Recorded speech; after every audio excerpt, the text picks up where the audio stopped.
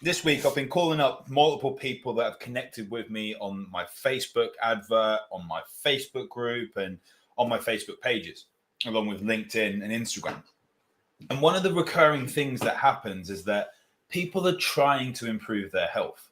They're trying to push themselves forward, and they've tried many times. Now, this may sound like you, that you see a picture and you think, God, I really need to do something about this. Or you walk past the mirror and think, actually, I need to do something. Or maybe your motivation has been lower, and then you get this kick up the butt to go and move forward with your health. Maybe you're just struggling to get out of bed in the morning. Maybe there's been a comment that your partner has told you or your kids have said, and it's really been the time that it's hit home that you need to move forward with your health. And you start. You look with all the greatest intentions to move forward with your health, and you join a gym, you buy all the new equipment, you get a bike, you set up your schedule to actually allow yourself to move forward with it. And then you push yourself on the nutrition front as well. You get the diet in place, but then you start to lose motivation a bit, and you then fall off on the Wednesday and think, that's okay, I'll just start again next Monday. So you then push and push and push with the whole mindset you're going to start again. And it happens over and over and over. And that can be very, very draining. Now, one of the key things that I've started speaking to people about is how can we do the least and get the most? Which sounds like a bit of a sales pitch or anything like that, but it's actually the truth. When I work with clients, we look at the body as a whole. This isn't just about smashing you in the gym, far from it. It's about doing enough when it comes to exercise. This isn't about doing a starving yourself diet or doing loads of fasting or loads of keto or going vegan or anything like that. This is about looking at your body and your mind as one. Looking at building the habits, looking at moving forward with your nutrition, looking at moving forward with your exercise by doing the minimum. Because so many times, definitely us guys seem to do it more than a lot of people. We want to do it all, whether that's to get a dopamine release or something, but we set ourselves up for actual failure. So we have a busy schedule, we're working all through the week, and then we're catching up at weekends. We've got family commitments, we've got friends and social commitments. We then have exercise we need to fit in, and then we try and get the gym sessions in. So we say, I'm going to smash it 5 days a week. All good intentions. Absolutely get that. And then we add this strict diet in. All good intentions. I absolutely get that. But it actually gives you an excuse as to why it is okay to fail. Because there's no way you could do it. And then we actually justify it. Okay, I couldn't do those 5 sessions, so you do none. And then you move backwards until that next time you get that kick up the butt to try it again. Now, how can you improve this? How can you move forward with this? Well, yes, I get that we want to do everything. We want those quick results. But the longest way to get somewhere is by going the quickest route, because that's where everyone has gone and there's traffic jams in that way. We need to probably go a little bit further distance-wise, but we will get there quicker in the long term. I don't know if that actually made any sense. It didn't sound like proper English, what I was saying then, but hopefully you get my gist. The first thing we need to look at is be realistic. Look at your schedule and look to schedule it in. If you are in the corporate world and you have some control over your schedule, scheduling in your sessions is one of the most important meetings with the directors, or maybe you are the directors, with investors that you can ever have. You don't even have to put it in as a gym session if someone has access to your schedule, if you don't want them to know that it's a gym session. But some of the most successful results I've had with clients that are the busiest, they're running 6-7 figure businesses. They've got multiple roles. They're putting different hats on, whether that's a dad, whether that's a husband, an uncle, a cousin, whatever it is in the family. Then they've got the director's role. Then they're the coach down the local football team. They've got all these different roles. So their schedule is pretty busy. But actually having this block to say, look, that hour is 10 minutes me getting to the gym, 10 minutes me getting home, and 40 minutes of me actually pushing myself in the gym. Or it's using the dumbbells and kettlebells you picked up during lockdown that are now just picking up dust in your garage. Actually getting that 30, 40 minutes in there. If 30 minutes is what you've got, schedule it in and look to push forward with those times. Be realistic. Start off with twice a week, an upper body session and a lower body session.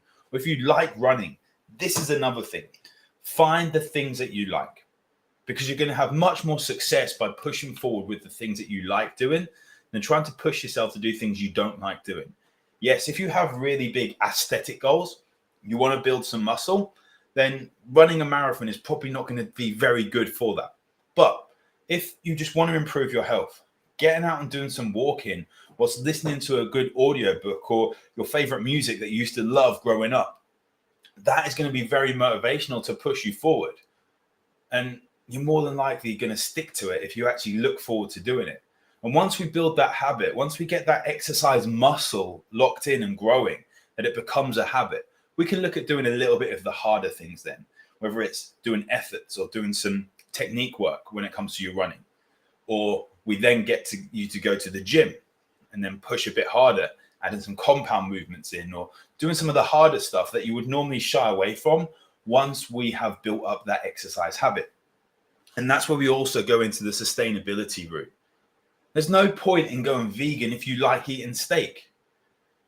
There's no point, because you're going to always crave that steak, and then you're going to fall off and then potentially think that you're a failure because you fell off this diet. The same is that if you like having pasta and spaghetti and carbohydrates, there's no point going ketogenic just because they're the in things for people to try. Have a look at where you are currently at. Have a look at where you want to get to and start having little nudges towards it. I wrote a book called The One Day Body Upgrade. Actually, that was like right on the thumb print as to where the book is. Strategically placed product placement there. But the One Day Body Upgrade isn't about changing your body in one day. This is about changing your body one day at a time. If you can do one day, you can do two. Then you can do three. But making your changes sustainable allows you to still have a social life, still allows you to go to work meetings. And I've got clients that literally stay in hotels 4 or 5 days a week. So when you're away for one night, that's not an excuse.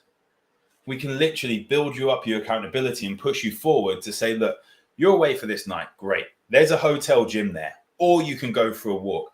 I was chucking it down with rain. Let's do the best that we can. We're not going to go out when it's pissing it down with rain. We're just going to not eat loads of rubbish. We're not going to fill up on 4 pints of Guinness just because we're staying at a hotel. And if you are doing that consistently, that's where we have to look at the mindset. Why are you doing it? Is there other stresses in your life? Let's have a talk about them. So how can you do the least amount of work? You can do the things that you like doing. You can be realistic with your schedule. You can be sustainable, so you're not overloaded. Your body is stressed as it is. It's stressed enough as it is. If you're waking through the night, or you're not able to get to sleep, or you're waking feeling groggy, if you've got brain fog, if stress is just hitting you from all different angles, going to the gym and smashing it is going to be counterproductive. We want to build up and add. Give yourself energy, not take it away. Then we have to look at things like your previous health. What have you done in the past that has potentially worked? What health things have come up in the past that we need to avoid? And we look at that. We don't want to hit some niggles that you had in the past and re-aggravate old injuries. We make sure the body is working effectively. As you say, we look at nutrition, we look at sleep. The big thing, one of the big things I have, which is for my health revitalization blueprint, is looking at the accountability. We go through 5 different pillars in my health revitalization blueprint. And if you want to know more about it, you can drop me a message, hit me a DM. Chances are I've probably DM'd you already, and for some reason Facebook hasn't allowed me to actually get that delivered to you. But have a look in your DMs and see if there's a message there. We go through the health revitalization blueprint with all clients. And that is where we go through the first of 5 pillars. We look at your health as a full screen and looking at your brain health, your sleep health, your gut health, and make sure we haven't missed anything that goes on. Then we look at where you are currently with your nutrition, with a complete nutrition audit. What are you currently eating? And as I said, nudge it towards the right way to allow you to move forward with your health. Then we look at the 3rd pillar, which is one of the most important of the 5 pillars, your life and mindset mastery. And I honestly think that mindset and lifestyle habits are really, really overlooked. Too many times people say, I'm just going to go to the gym, or I'm going to go on a diet when they look to improve their health. You could be massively fit without being healthy. Believe me, I've tried. I've been there when it comes to competing in bodybuilding. 10 years ago, almost to the day, I'd done my last bodybuilding show. And I was fit for the stage, but I was very unhealthy and highly stressed in an unsustainable manner. Wasn't a good place to be in. The 4th pillar is where we look at your optimal health training. And as we say, that is adding movement, adding exercise in the way that is sustainable with the equipment you have available and with the methods you actually enjoy and will do. It may even be that you simply play golf once or twice a week to get that release with the social aspect and to enjoy the walking and getting your steps in. And we do that with the fifth pillar with peak performance habits. Putting the habits out there, making sure you TTFB, tick the fucking box. Because when you tick the box, it allows you to move forward and you start building up a winning streak. We start gamifying it. We allow you to move forward. And I actually do this all using the app that I've got, which allows me to put these things in there. You tick the box and it builds up a streak and we can actually move you forward with your health. So just have a think about, are you doing too much to allow your health to move forward? Because it is absolutely possible. And maybe one of the biggest reasons that you stall when it comes to your health goals for 2022.